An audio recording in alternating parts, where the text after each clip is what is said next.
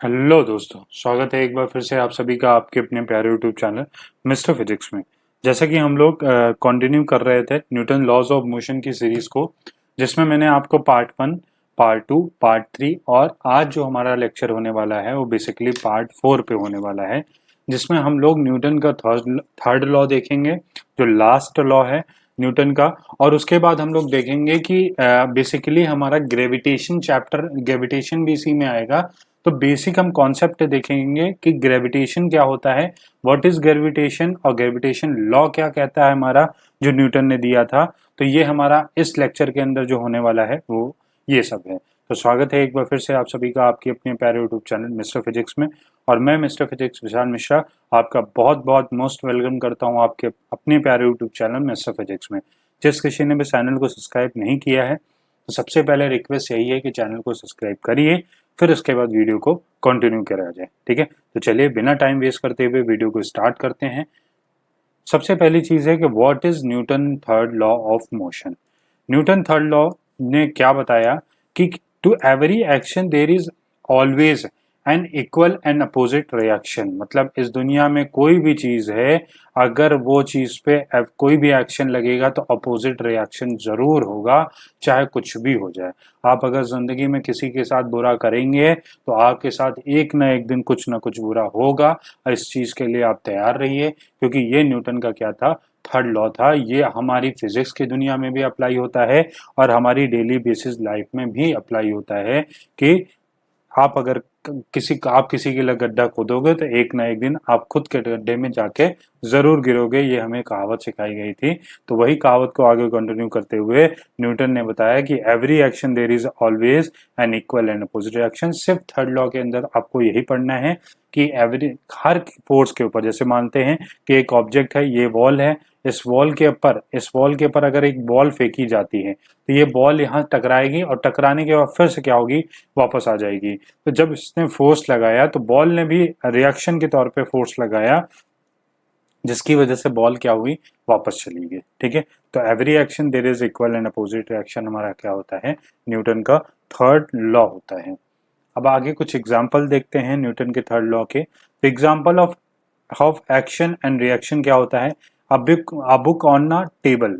अगर एक book, simple सी book, आपकी प्यारी बुक जिसको आप कभी उठा के पढ़ते नहीं है, उस बुक को आपने अगर टेबल पर रख दिया तो इस टेबल पे ग्रेविटेशनल फोर्स लगता है नीचे की तरफ, जो हमारा कितना होता है, mg होता है। कितना होता है, इस नीचे लगने वाला जो फोर्स होता है वो कितना होता है, mg होता है। ठीक इसी के ऊपर एक नॉर्मल फोर्स लग रहा होता है जो इस बुक को क्या करता है, बैलेंस करता है। देखो, every action there is equal and opposite reaction. यहाँ mg लग रहा था ग्रेविटी की वजह से, तो इसको नॉर्मल करने के लिए यहाँ क्या आया, नॉर्मल फोर्स भी आया। ठीक है, आगे बढ़े, सेकेंड एग्जाम्पल देखते हैं हमारा। हाँ, अब आप बैठे हुए हैं, मम्मी ने आपकी जोरदार पिटाई कर दी।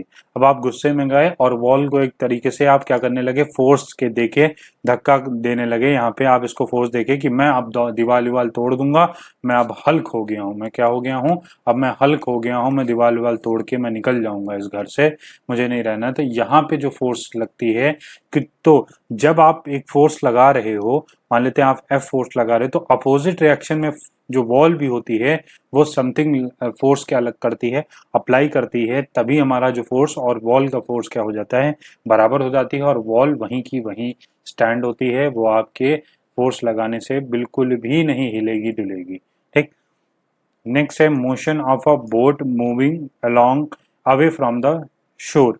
शोर मतलब है कि अगर मान लेते हैं आप प्यारी सी नाव में बैठ के जा रहे थे, अब आपका जो नाव थी, अब आपका एक स्टॉपेज आ गया और आप ना उस नाव से उतरने लगे। तो आप जब एक पैर रख के नाव से दूसरे अपने स्टॉपेज पे जाएंगे, तो इस वाले पैर से तो आप आगे तरफ जा रहे हैं, पर इस वाले पैर से अपोजिट रिएक्शन में फोर्स ये बोर्ड को क्या करेगा, पीछे की तरफ धकेलेगा। तो यहाँ पे every action there is equal and opposite reaction.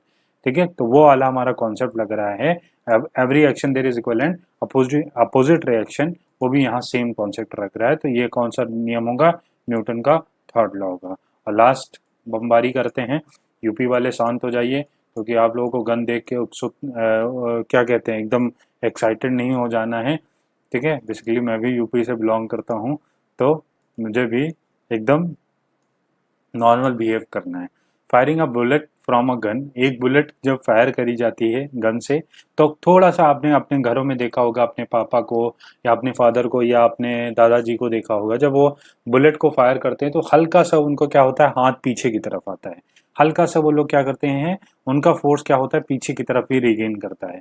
इसी वजह से वो क्यों होता है, क्योंकि जब बुलेट फायर हो रही होती है तो इस बुलेट ने, जब बुलेट फायर हुई तो एफ फोर्स से बुलेट क्या होती है, फायर होती है, क्योंकि इसी के ठीक अपोजिट रिएक्शन में फोर्स क्या होता है, अप्लाई होता है, जो हमें हमारे हैंड पे महसूस होता है, जो हमारे हैंड को हल्का सा पीछे की तरफ क्या करता है, वह पीछे की तरफ धक्का देता है। तो every action there is equivalent opposite reaction.